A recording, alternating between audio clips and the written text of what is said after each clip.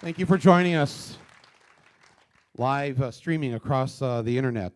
We appreciate you. There's thousands of you who are holding thousands of house parties or gatherings across the country tonight, and there's anywhere from 2 to 30 people. I know there are some churches and union halls and others who've got 100 people there. So there's untold tens of thousands of people across America tonight who have either just watched this film or have just joined us here for this live discussion and question and answer session. So thank you for that. And we have an audience with us here on West 23rd Street in New York City. The security people said don't give out the address. I know. It was irony built on top of other irony. So, anyways, I want to introduce our panel that's going to be here with us tonight, and I'm going to say a few words. They're going to say a few words, and then we're going to take your questions. The main thing we want to come out of this evening is action. We are tired of talking about this. I'm tired of it. I made this movie. Actually, I started making this movie 14 years ago, and so the time is now for action. The people that are gathered with us here in New York, that's what we want to do, and we know that you at home feel the same way. So we're going to talk about some specific things that we can do tonight about this problem and what we can do this week. But first, let me introduce to you the people that are here on the panel. Next to me here is Rob Wilcox. Rob's cousin, Laura Wilcox, was shot to death in Nevada City, California, about 12 years ago, somewhere, I think in there, 12 years ago. She was a college student, and during her holiday vacation, Christmas vacation, she'd like to go down and volunteer at the social work, the county social work and mental health services.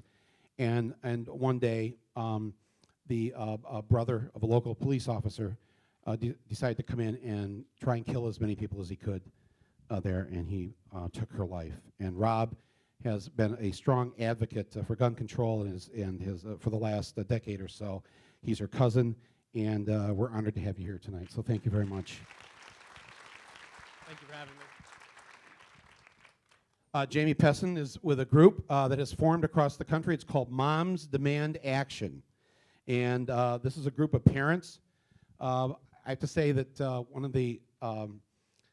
I've received a lot of letters since Newtown from different people about this subject, about the tragedy that happened in Newtown. And there became a recurring theme in these letters, and that was that parents now, since December, when they drop their kids off at school in the morning, have this horrible feeling. They don't want to really say it out loud, but they've written it to me, and I've read it. I can't tell you how many letters I've read this where the mother or the father says, now I have this horrible feeling when they get out of the car and I watch them walk down the sidewalk and into the school building. I have to now sit in my car and ask myself, is that the last time I'm going to see them? Nobody in this country should ever have to feel that way taking their kids to school. And so thank you, Jaime and the others who are here with Moms Demand Action, because I think that this is where we're going to succeed, by organizing parents who are sick and tired of this continuing in this country. Next to Jaime, we have Lori Haas, who's here from Virginia.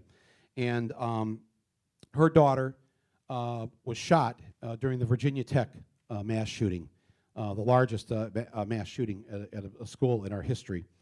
And I think 38 students and how many? 32 students and some faculty died. Lori's daughter was shot twice in the head. In spite of that, she was able to get on her cell phone, call 911, and keep the phone open while the shooter was killing people in the classroom, so that the police could find their way in there. Amazingly, Lori's daughter survived and is a real hero of that day. And at the bottom, we have my fellow Michigander who now lives in Washington, D.C., Garlin Gilchrist, and he is the National Campaign Director for MoveOn.org. Thank you very much.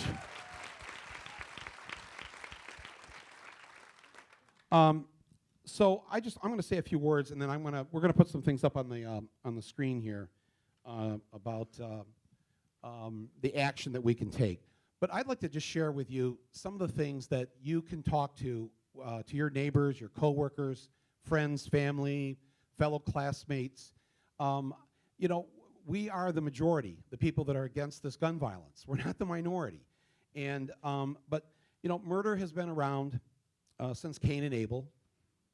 And we'll never eliminate all murder, but we can drastically reduce it, as they have in almost every other first world democracy, by passing some very simple laws: an assault weapons ban, a ban on high-capacity ammo magazines, background checks on everyone who buys a gun, and more free mental health services in this country.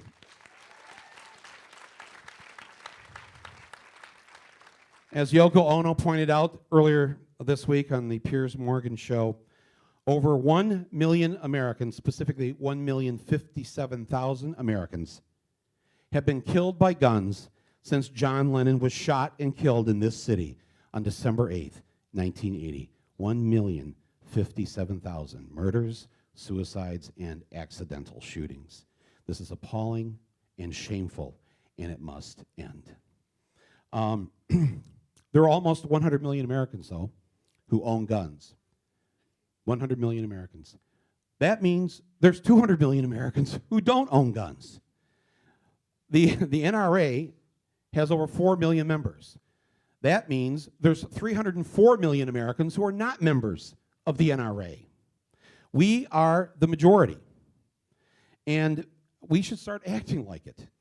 Most importantly, the politicians had better start treating us that way and immediately start responding to the will of the people. It should be noted that 99% of gun owners will never commit a violent act with their gun. And if you're watching and you are a gun owner, let me say this: nobody wants to take your guns away. Nobody wants to stop you from shooting Bambi. That's not what this issue is about, and you know it. And that's why even a majority of NRA members now want these background checks, want these bans or controls on the amount of bullets that can be in these magazines. Because you see, I mean, I'm coming from Michigan, and as someone who, I have a gun, and I hunted, you know, since I probably was 10 or 11 years old, which I look back on that now and I think about how crazy it was. Our parents let us go out with a .22 rifle in the field and shoot pheasants at 11 or 12 years old.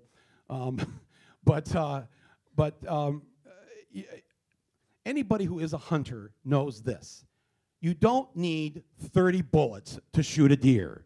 You don't need 100 bullets to shoot a deer. If you do need 100 bullets to shoot a deer, let me say as a hunter, please get out of the woods. You are a serious danger to all of us. We want to join hands with all NRA members who are sane and rational and believe that we should have sensible gun control laws in this country. So here's what the recent polls have said since Newtown. 57% of Americans, 57%, want assault weapons banned.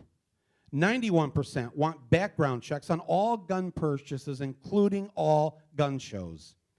Every single piece of proposed gun legislation now has the majority support of the American people. There is no excuse for Congress not to pass these laws.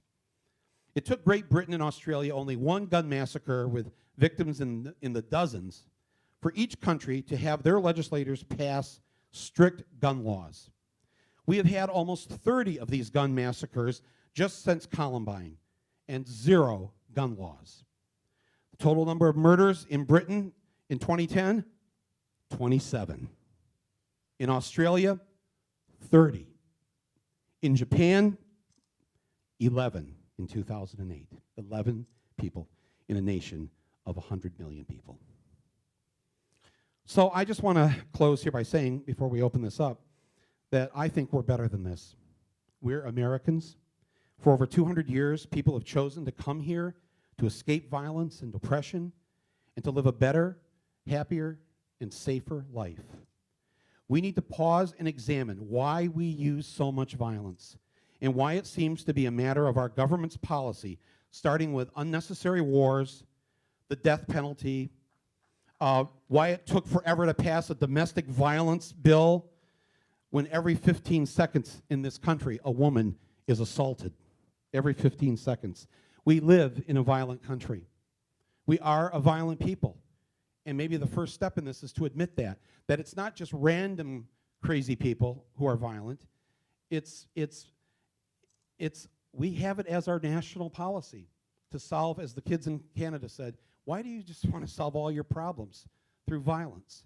That's, I think, one of the most important questions, because I think we've created this culture that won't change, even as much as we all want these gun laws to pass, and they need to pass, and someone's not going to be able to go into a schoolroom and massacre so many kids with these big magazines of bullets.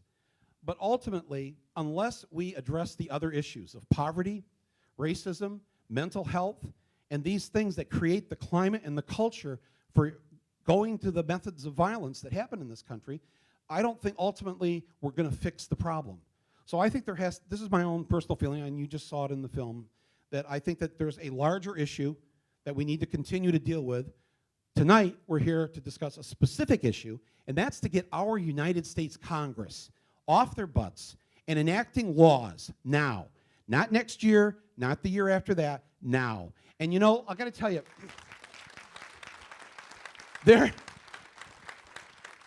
they all thought that a week after Newtown, it'll just leave everyone's mind.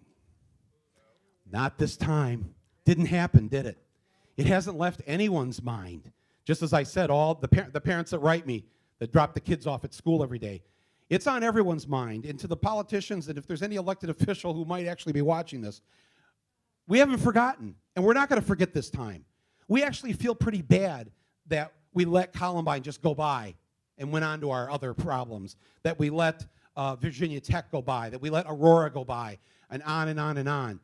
And the people here tonight are gathered here, and you at home need to speak with a loud and clear voice to our Congress that we are not going to stop thinking about this. We're actually going to start acting on it. We want change, and we want it now. We don't want incremental change. We want real change that will reduce gun violence in this country.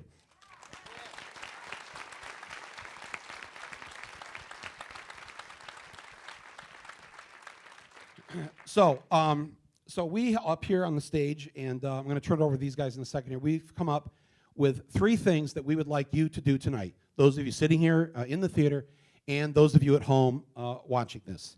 And so if you could get out either your cell phone, iPhone, BlackBerry, if you're at home and you're on a laptop, whatever computer device you have. We were very impressed with the responses, as I said at the beginning of the movie here tonight, where so many people sent a Twitter message to Senator Harry Reid. He came out on Tuesday and said, we're not going to have the assault ban vote. We're just not going to do it. Because, we don't have the numbers, and they'll just filibuster us, and I don't, people will have to stand and talk for like hours, and we'll have to sit there and listen, and I mean, right? How many times have we had to watch Democrats without a spine stand there and behave like that? We are sick and tired of it. And so I asked on the show the other night that millions of people send a message to Harry Reid. That happened. Others joined in. Other people on other networks joined in. You joined in. And within 48 hours, he said he's going to allow a vote on the assault weapons ban. So he will continue to try and dance around it because he won't put it in the big bill. He's going to just allow an amendment vote. But we have to stay on him, and of course the 100% of the Republicans who are committed to not making any of these changes. But they're representatives of the people, and I think they like to get reelected. And we have to make sure that they know that they won't be reelected if they continue down this road of ignoring Newtown and all these other tragic events. So, our little committee here and the other good people that move on, this is what we're going to do. It's very simple. There's about, I think right now, 6 Democratic senators who've said that they will not vote to ban assault weapons. They will join with the Republicans. There may be even a few more. And so we thought tonight, well, should we try and get a hold of all of them tonight while we're here? It's a Saturday night. They're on recess now. They're all gone from D.C. But that makes it actually better because all of you watching at home, that means all of your congressional representatives and the senators are all home this week. They're all there. They're back in Michigan and Montana and California and every place else. And what better time, as we learned from the Tea Party a couple of years ago, than to go and visit your representative while they're vacationing at home, hopefully vacationing at home. So we thought we'd just pick one senator tonight, someone that we've actually thought good things about in the past and who's done good things and seems to be a man of conscience and has come down on the wrong side of this bill. His name is Jon Tester.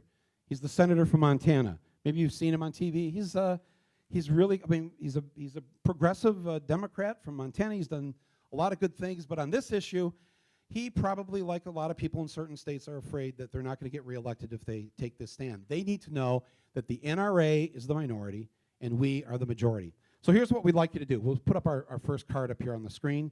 I think you can see this at home and the people in here can see it. Those of you who are on Twitter right now, let's send a tweet to Jon Tester of Montana. I'll give you his address. It's at John, and it's Jon, not John, at Jon Tester, Tester. All right, let's send him. Who can do Twitter here with their device? Yes, okay. Everybody that has color in their hair. Okay, or some hair, right? That's all right. For those of you watching at home, do not be afraid. Twitter will not hurt you. But if you could go on Twitter now, if you haven't signed up for Twitter, it'll take you 2 seconds. But let's send a specific message to him right now that says, we demand that you support the efforts to ban assault weapons in the United States of America. Let's just take a second right now and do that. And we'll play the elevator music while you're doing that. Just take a... Pardon me?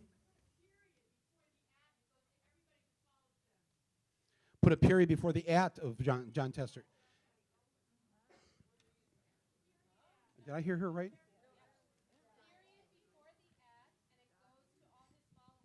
If you put a period before the at, it will go to all of his followers. Is that true like for me too?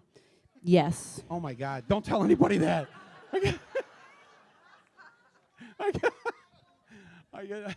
Oh no. Yes, like I said, all you have to write is at Jon Tester. No, and if you want all his followers, that would be his constituents to get this too, put a period before the at symbol. So period at Jon Tester, Jontester, and say, Senator Tester, we demand that you back the bill banning assault weapons in this country. Simple, one sentence. It's all he needs to see. And those of you at home, please do this right now. Ask people to do it tomorrow. Do it over the weekend. Wouldn't it be great if he had a million Twitter messages in his box by Monday morning? Let's do this. I mean, right? I mean, he's one we can convince. And there's others on MoveOn's website. And if you sign up for that website, you'll get messages from them this week of the other things we're planning to do. Now, okay, has everybody done that to Jon Tester? Mom! It's period, at symbol, Jon Tester, Jontester. Huh? The message is, Senator Tester, we demand that you support the bill to ban assault weapons in this country. Look, don't use my exact, I mean, it's better that he gets different. Huh? And universal, but yes, the whole kit and caboodle. But that's the That's the hard one, it seems, right now, is the assault weapons ban and the ban on the large magazine. Oh, the hashtag, yes, put the hashtag on this so other people can see it too. So you put the hashtag symbol, and then it's BFC, as in Bowling for Columbine, BFC question. The word question, not the question mark. Hashtag BFC question. That's QUESTION. All right, we set with that? Can we go on to number 2 here? Okay, don't change the slide yet, because the second part of this is for you to now do this to your local member of Congress. And you can do it on Twitter, and you can find out their Twitter address by going to the website address that you see up here. Is there up here? Okay, I'll read it, but I'll read it slow. It's http://bit.ly/members of Congress. And I believe that comes from the C-SPAN website that has all the Twitter addresses. So if you didn't get that, or you didn't do it right, later you can go to C-SPAN's site, or you go to Move On site or my site, and that page doesn't exist? It's doing what? Even if you're already on Twitter, it's asking you to sign into Twitter?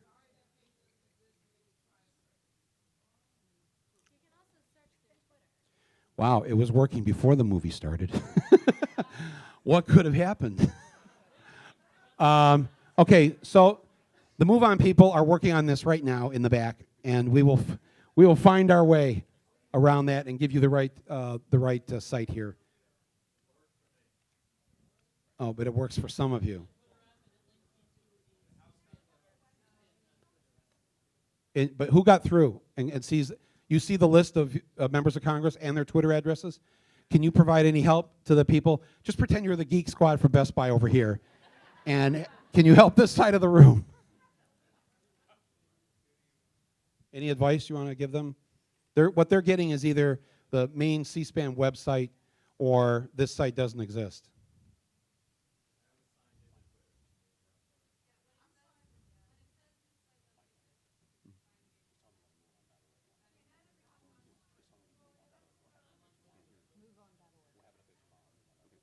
Okay, so listen, if it works for you, do it tonight.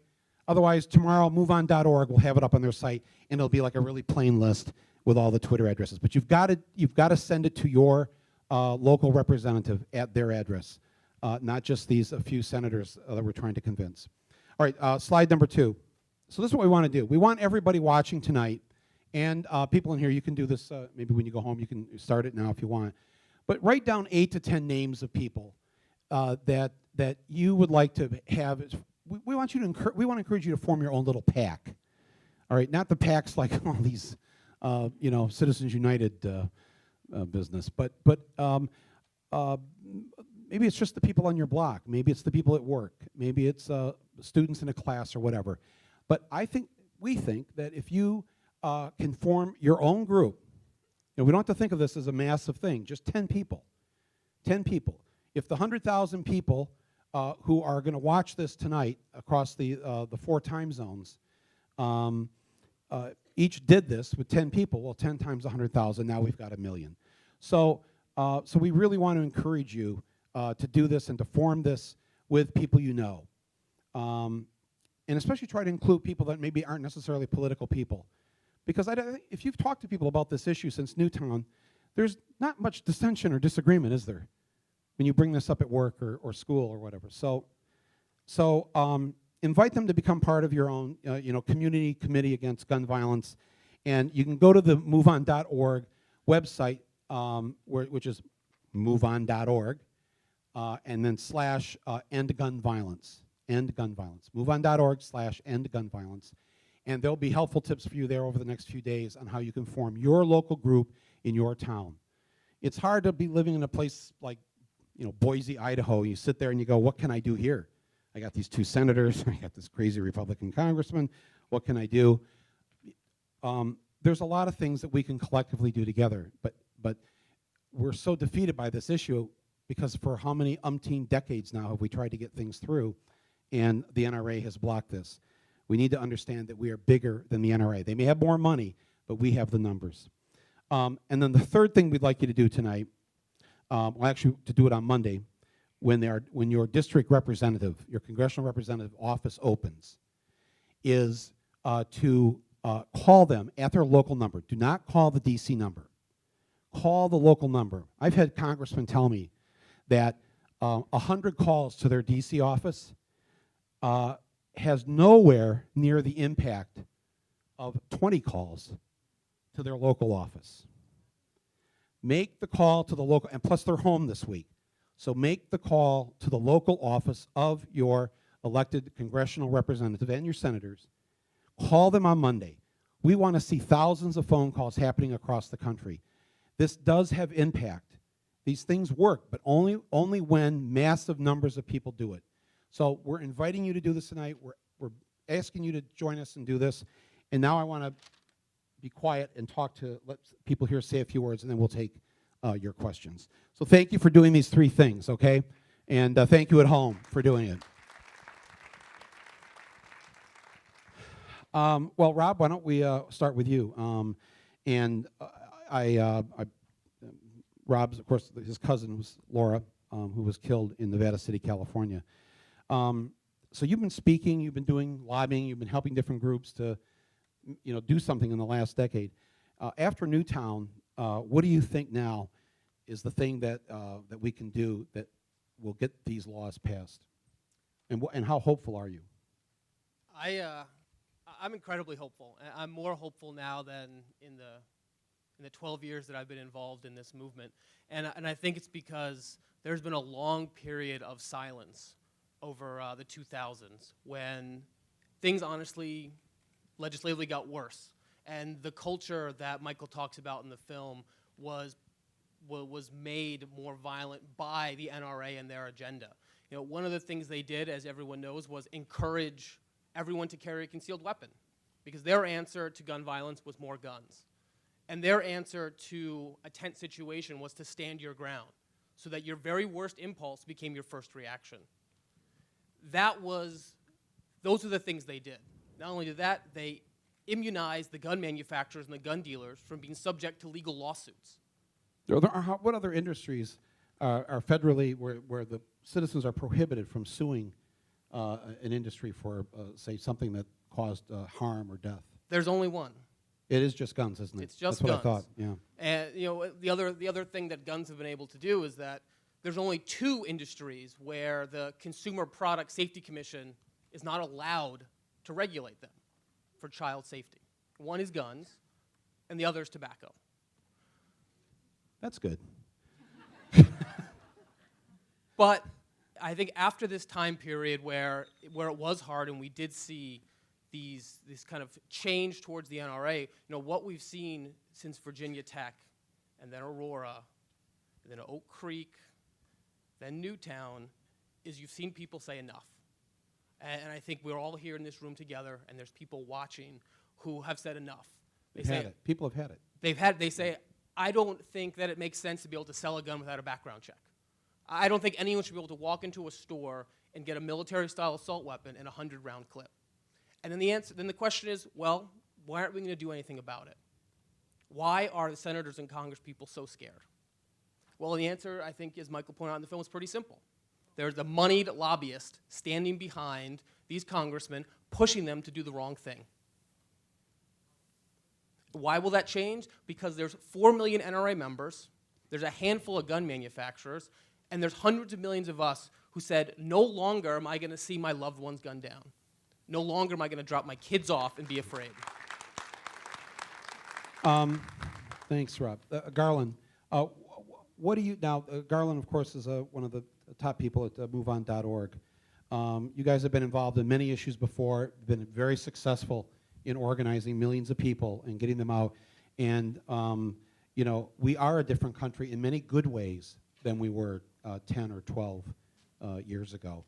and I give a lot of credit to Move On for that. What are you going to do now, though, to lead this movement? Because we don't have an organization like the NRA. We don't have something as massive and as well funded as that. There's nothing comparable to that on our side, and so you're it. Well, first off, thank you to all the Move On members who are here in this room and who have been participating online through activity and action over years and years and years. That power inspires me to believe that we can win this battle. We can win this debate. We can beat the NRA. We can beat the gun manufacturers. We can beat all these people.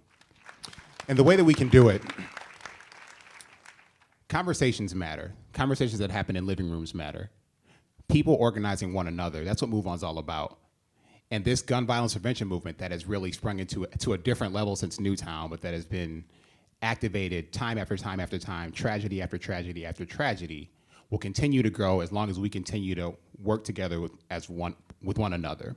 The conversations we're asking people to have in their living rooms to start these community committees against gun violence, they lead to real victories. We've had real victories at the local level and at the state level all across the country. The state of Colorado just passed some of the most important gun violence prevention legislation that's been passed anywhere in the country. That's in Colorado.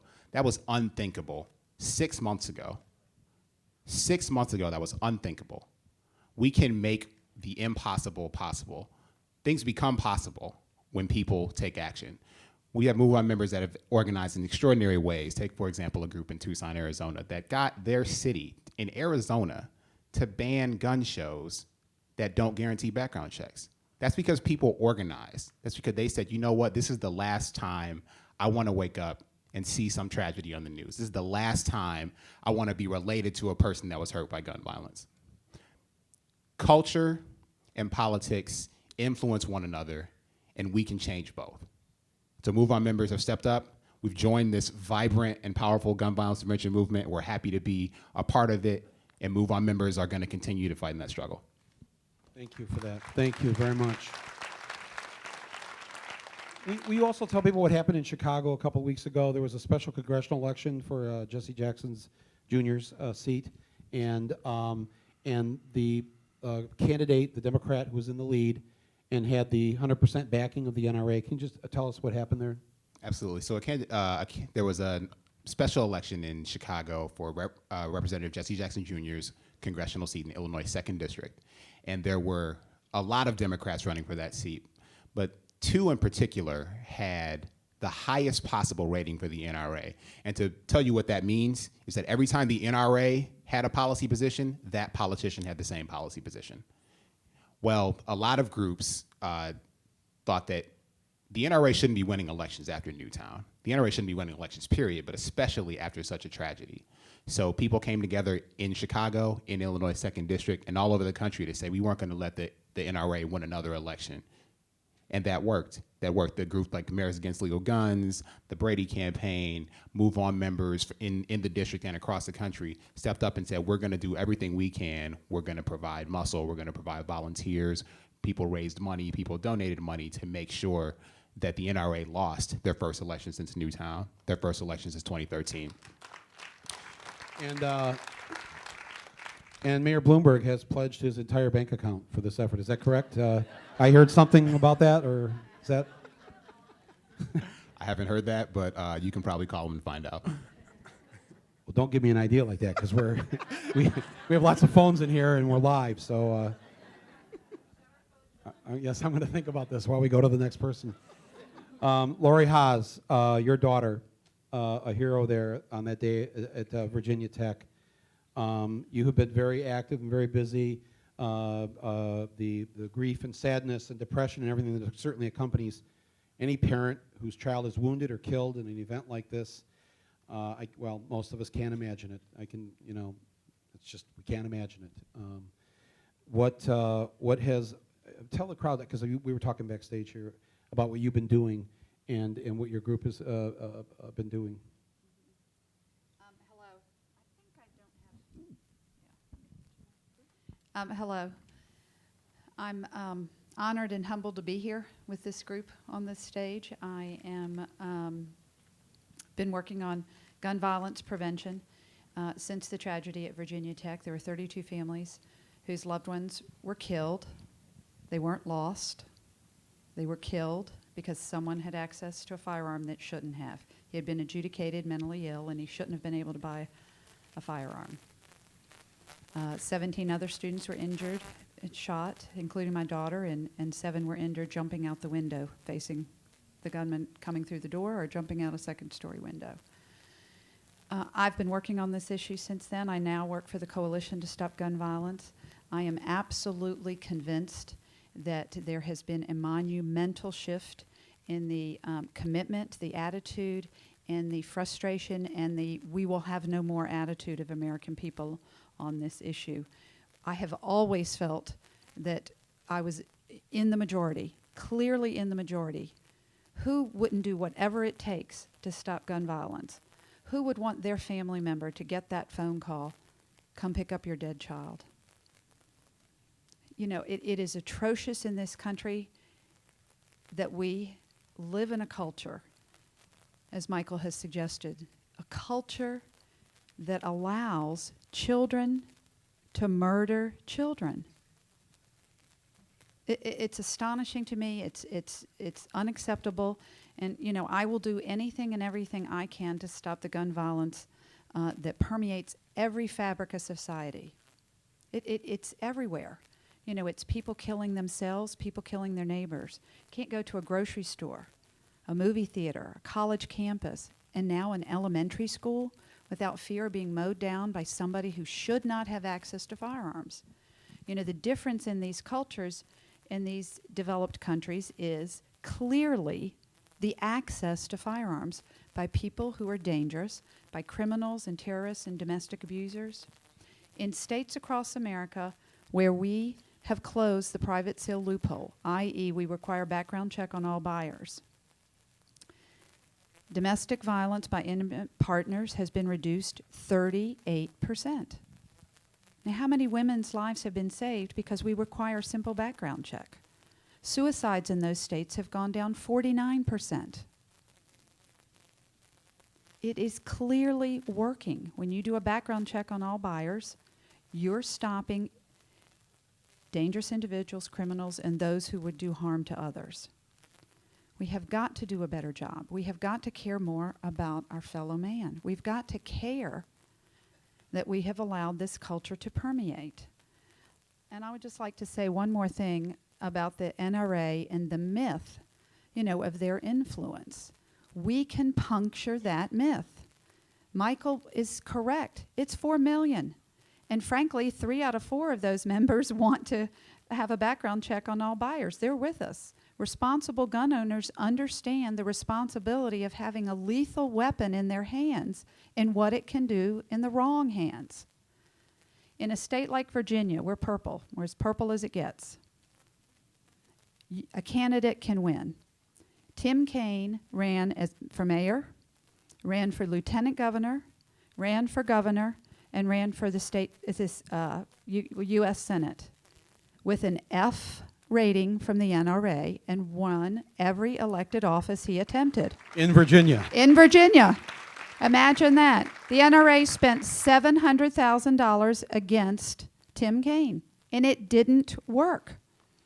We know we're on the moral side of this issue. We know what it takes to stop people from killing our children, killing our neighbors, killing our friends, killing our coworkers.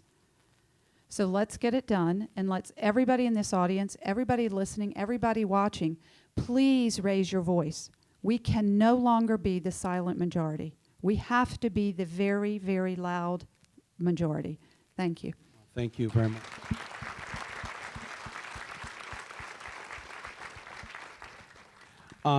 Jaime, moms demand action. I'm just going to throw you just a question that's been on my mind for some time since I made this movie, and it was after we left the edit room, and we were tired, and we just had to get the film done because we had to get to the Cannes Film Festival, and after it was finished, a few months later, I every time I see the film, the question is in my head, and I think, why didn't I put this in there? And it's probably, well, I'm a guy, maybe it might be some of it, but I think I'm a decent kind of guy, but how come with all of these gun shootings, these massacres, how come we never see a woman go into a school, a mall, a church, a store, a workplace, and just spray bullets all over the place? Because, you know, we're the minority, us guys. You know, we're like 48, 49% of the population. You're 51%. And yet, there's just some weird thing about this, why women don't do this. And when we leave here tonight, anybody who's, if you're going to walk down a dark street tonight, and you know, we're in New York City, maybe your radar's up a little bit. You know, you got to be, you know, you're cautious. What are we thinking in our heads? What are we trying to be cautious of? Do we imagine a woman's going to jump out of the bushes and hurt us, shoot us? It's not that, is it? And yet, this gender part of this, just I don't know, it never gets raised. It wasn't raised by me. And your mom's group. It's like, why do I feel completely safe that no mom is going to shoot me? Not sure I can answer that question Well, exactly. let's turn it over to the audience now. We're a very nice group of moms. We do not harm people generally. I can tell you that this is very much an issue, not just for moms, but women in general. I saw a statistic recently that women are 5 times more likely to be killed by their abusers if there is a gun in the house. It's appalling to me that domestic abusers can so easily access weapons in this country. There was a great article in the New York Times recently showing that when judges issue restraining orders against usually men in these situations, they are allowed federally to have the people turn in their firearms, which seems to make a good deal of sense if a woman is fearing for her life. They don't do that. Judges in most states do not do that. And it's appalling to me. In the same way, Newtown is just appalling isn't even a word. There's not a word for what happened there. Our group is different than some of the other groups up here in that we are very new. We formed by a mom in Indiana who started a Facebook page the day after what happened in Sandy Hook. And she didn't think anything. I mean, she was just looking for like-minded mothers. And she didn't know what would come of it. And we now have 80,000 members, 38 chapters around the country. A mom in Indiana started this. A mom in Indiana and started this. We have, how many chapters? I think, 38 my states. God. I'm sorry. There are Wow. many, many more chapters in 38 states around the country. 38 states. Including South Carolina, including North Dakota, Montana, places where you wouldn't necessarily expect them to be popping up. And that's been one of the most interesting things we've learned is that most of us are accidental activists. I've never done anything like this before in my life. None of the other moms, not none of them, most of the other moms haven't done anything like Not this political before. people. No. And we were very moved and motivated by what happened in Newtown.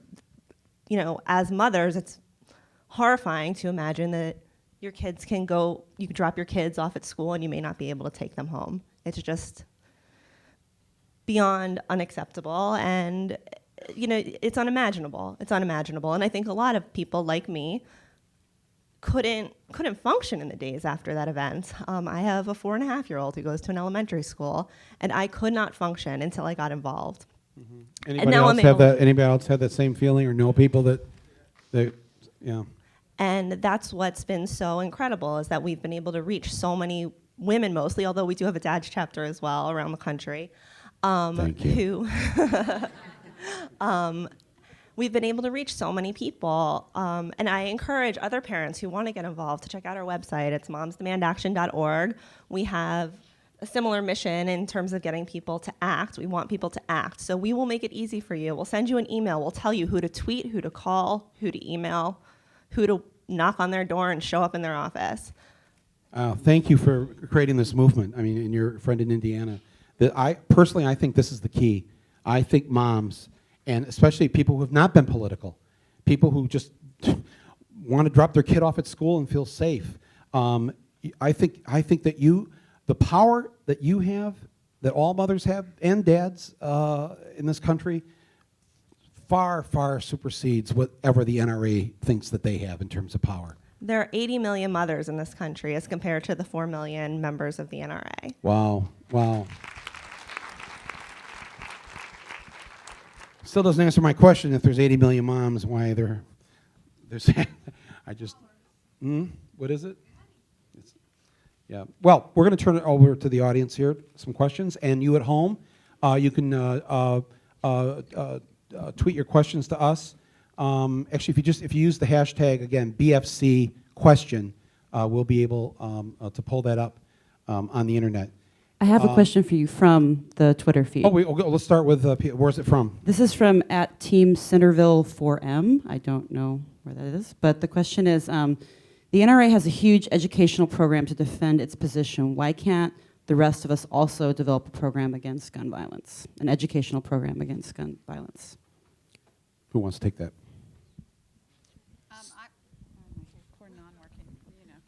There are literally dozens of programs out there and available to the general public by many, many organizations. You know, despite the fact that we don't have a single organization, there is collaboration, cooperation, and commitment from many organizations. There's MoveOn.org. There's the Mayors Against Illegal Guns. There is the States United to Prevent Gun Violence. There's Moms Demand Action. There's my organization, the Coalition to Stop Gun Violence. There's the Brady Center, the granddaddy, you know, who's been around for a number of years. Every single organization has a website, has action kits, they have call kits, they have letter writing kits, they have educational tools and resources to tell you some of the statistics in this country. You know, where we have 12,000 persons murdered annually. And those states, some of those statistics that I just suggested, that, you know, the policies that reduce gun violence. So there is available to anybody in this room and watching as much information as you need or want. And if there's a question you can't find answered, go to www.csgv.org. That's the Coalition to Stop Gun Violence. And they will put you in touch with me personally, and I'll answer your question. We have, we also, I just want to point out that we have some residents of Newtown in the audience here in New York tonight, and we've left it up to them. Yes, thank you, those of you who are here. And we've left it up to you whether, if you want to say something or pose a question or suggest something to the people across the country who are watching this, you're welcome to, and if not, we completely understand. So, who's our next question? From the audience here? Hello. Hi, thank you so much for what you're doing about this. I'm bringing up something that today we're not ready to focus on because I support what we're focusing on today, the legislative approach. But you said something that gave me some hope about another topic that President Obama also said after Newtown, the words mental health. You said it today, and I want to know what you meant. You wanted to see more mental health services available to people. I'm a clinical psychologist in New York City, and that's what I've been thinking about ever since Newtown. It's very complicated, and I don't have any concrete suggestions this minute, but we are not dealing with the mental health problems of the United States. I want to be very clear that I don't want us to think of stigmatizing the mentally ill. In my practice in New York City, I work with people with all kinds of difficulties, some of whom are severely mentally ill and would not like to hurt a fly. Right. And they just need help. Right, and saying we need to fix the mental illness problem is actually part of the talking points of the NRA. That's how they want to deflect it, the issue. And I think, know that. Yes, and I think it should be pointed out that the man, I don't like to mention any of the names of these killers. For whatever reason, they hope that they'll be remembered for what they did. I don't want them ever to be remembered, or at least who they are. But the man who killed the kids and the teachers in Newtown, you know, his dad is the vice president of General Electric, and he was getting help, therapy, so again, just like with these other things we're talking about here tonight. No one thing is going to stop this problem in this country that we live in. Right. And but we don't want to not do something because it won't be the answer. And I think that, you know, when our universal health care, which we still don't have, Right. As good as many of the provisions are in the Mr. Obama's bill, but mental just gets left out of the discussion. Every time. Every time, and that has to change. Benefits and insurance policies are being cut back on mental health all the time. I'm sure everybody in this audience knows Yes. that their coverage is minimal for Yes. mental health, Yeah. and getting aggressively attacked when you make a claim. So we need to remember it. I don't want to derail this conversation. In because fact, this we're is a going to very run out of good- time here because they're going to cut us off This on the is a good internet. conversation, Yeah. and I'm So going to let's sit have down. it. But I agree. That's okay. No, no, So I know. please You know- don't forget this issue. That's all I'm asking today. Okay? Can I just Thank make you. one quick Yes. comment?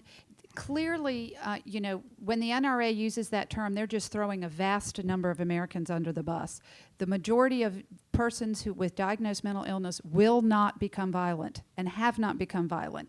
So to suggest that this problem is based on some sort of mental illness is just disingenuous, and I resent it, frankly. And I think that the focus should be on the access to the firearm. Not that this situation is to be ignored. We need to do a better job in this country of taking care of people who need help. But let's be clear, it is not mentally ill people who are causing gun violence. Okay, let's. Thank you. Thank you for saying that, Lori. I just want to tell you about our time constrictions. They're rough. We have to clear the theater in probably the next 10 to 15 minutes. So if you could ask your questions quickly, we'll give you a quick answer. We'll get as many, because I see now some of the Newtown residents are in line, and I certainly want them to have a chance to speak. Yes, ma'am. Let's go quickly. I would like to kick it up a notch. Everything that you're saying is true, necessary, and needs to be dealt with. What are we doing as a nation? What are we doing as a nation?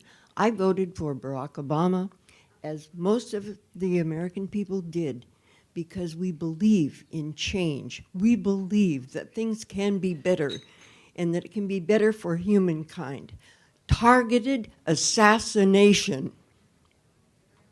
I understand that there is a kill list, and without any consultation with any of us, with Congress, their people who are alleged enemies are targeted. This is insanity. Immoral, illegal, all of these things. If we don't have ethical leadership at the top, I'm thinking Fort Benning, Georgia, School of Assassins. What have we been doing this whole century? Right. I agree. That's one of the main points in the film. Until we change that larger part of who we are, we're still going to have this problem. Thank you for pointing that out. Yes, let's move it quickly here. Thanks, Michael, for making the movie and all the others. I just wanted to kind of shed light on the fear factor that you raised in Bowling Columbine very quickly. And I just want everyone in here to realize that the apathy that we have had towards gun violence has a lot to do with the psychology of crime and how we perceive crime. And with that said, when we perceive criminals as a certain race of people and other people as not, that's how we start to look at gun violence in a divided way. And we need to look at it from the point that we have lost victims, little black victims, little white victims, little Latino victims. We are losing the potential of America, and that's the way we need to look at it. Thank you for saying that. Thank you. Yes, ma'am. Hi, I just want to raise a question that doesn't seem to come up, so I'm going to bring it up. We are doing terrible violence abroad with weapons, and our cops are very heavily armed against us. And when we talk about a ban on assault weapons, I wonder why no one seems to raise the issue of we ought to ban the production of such weapons. It's not any worse to use them. I mean, if it's okay to use them on kids, if it's bad to use them on kids in the United States, why isn't it bad to use it on kids in Afghanistan and Iraq and Nicaragua and other places where they're used? And I think we should raise that. Our moral ground goes away from us if we only want them banned for American kids. I think we need to take the whole arms industry on that level. Nobody needs weapons like that. Thank you for saying that. Yes, ma'am. Hello, my name is Heather Harrington, and my question is to you. When can you do something like you did at Kmart?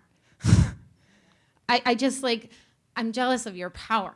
I meant that you went in there and you brought them there, and No, actually, I failed. If you remember, I went there with them, and they gave us the runaround for hours, and we left, and we thought, well, that's that. And then one of the kids said, why don't we just call the media? I know, And but you were. no, but that's what I'm saying, though, is that there was all those other those cameras are very powerful. They are, but you And- can be the, and you know what I mean? Like somebody, I feel like the power of that, Yeah. you got the ball rolling, but then they were there and that put the Yeah. pressure. And Well, I hope that sometimes it gives people ideas. If they see something in the film like that, they'll go and do something like that, or come up with your own creative idea of what to do. You know, I'm just one guy, but I'm sure everybody in here has some really great ideas that you could do. Film it. This was great about, there was no YouTube when I made this Yeah. in 2002. Right? There was none of the social media. There was a little, I don't know, Google I don't think even existed, did it? In 2002? 2001, 2002? Just for a few lucky people in the Bay Area.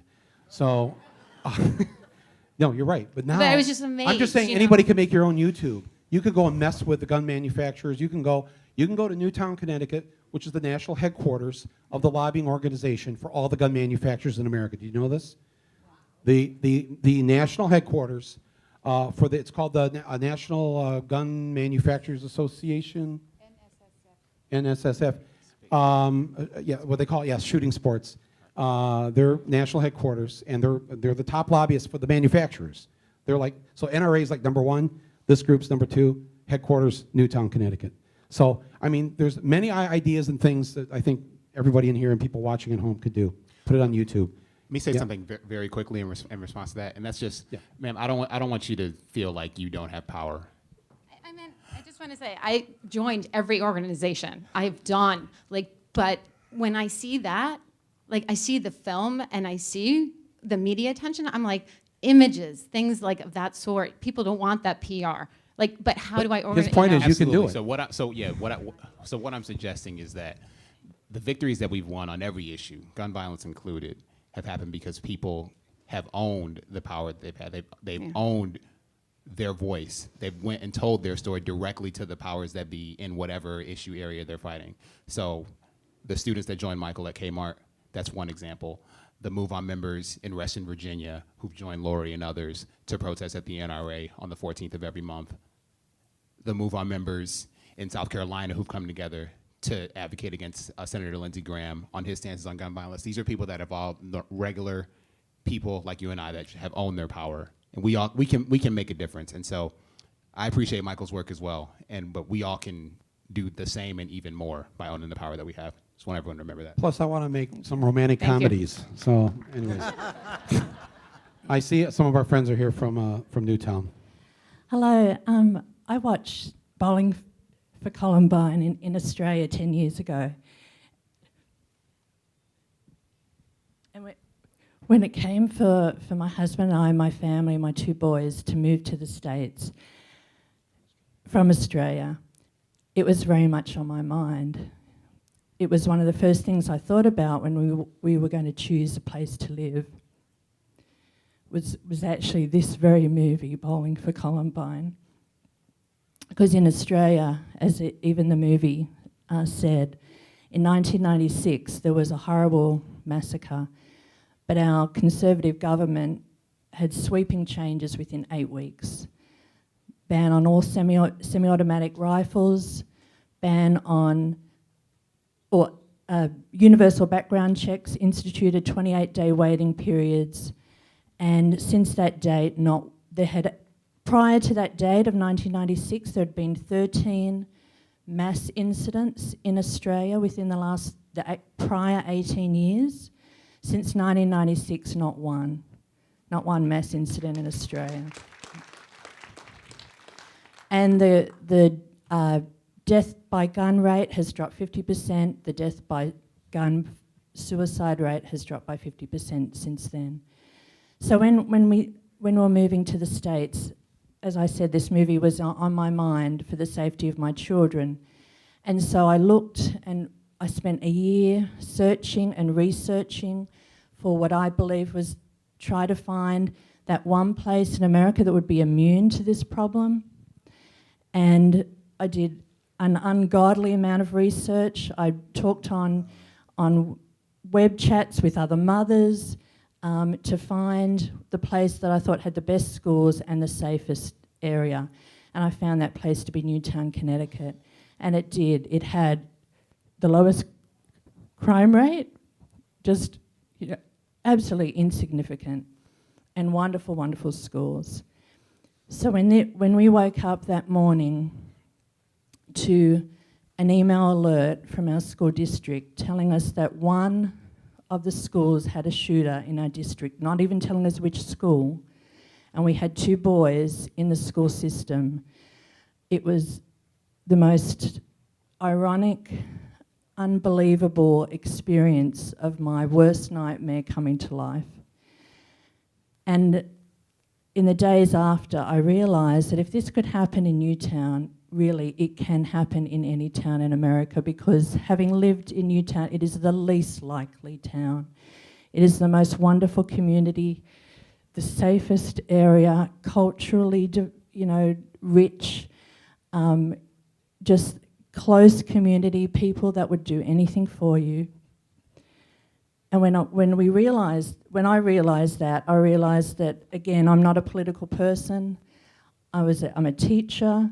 I'm an educator. I love the arts. I believe that changing people was through education, and that is true, and I still believe that. But there has to be a minimum of protection provided legislatively in every developed country in the world, including this one. And that is...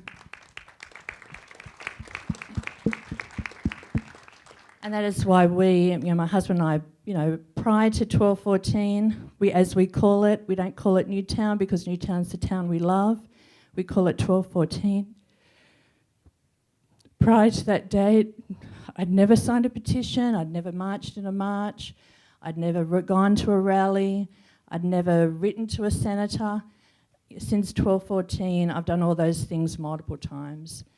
And enough is enough, and everyone we speak to says the same, and it's so true, as Michael has said. We are in the majority, and if we speak up, we will be heard. And there's midterms coming, and I really, would like to warn America's congressmen and senators that the majority, look at the polls. You're in a bubble in Washington. We went to Washington. We personally went and spoke to senators with another group from Newtown called Newtown Action that we've joined, and they're in a bubble and they don't realise the tide has turned, and if they don't do something now and this year, they will not be there next year to do anything else. Right on. Thank you. Thank you. Thank you very much. That was very powerful. Thank you for coming down here and sharing that with us. I think we're out of time here. I'm sorry. Do we have another internet question? Or? Yeah, we have one more person. Okay, we'll take one more internet question here. Okay. It's not. My name's Jeff Merritt. I work for New York City Public Advocate Bill de Blasio and with a great grassroots group called Occupy the NRA. And I want to echo the points here about that we do have tremendous power, everyone here. And we have to look at the source of the money behind the gun industry. And I encourage you, one of the things that we started to do is we looked at public pension funds. And we found that here in New York, we had $18 million invested in these gun companies. And we said, no, we're taking that money out. And we did. California has done the same. Chicago has done the same. Philadelphia has. And you should look at where the money is. Look at your investments. You can go to a website that is wallstreetforchange.com. You can see some of the nation's largest institutional investors and also hedge funds that are holding millions and millions of dollars in money and that are profiting off of this tragedy. And Occupy the NRA will be doing a number of actions in the weeks and months ahead to make sure that those hedge funds understand that this is blood money and that they need to pull their money out of these industries as well until changes are made. Thank you. Thank you so much for doing that.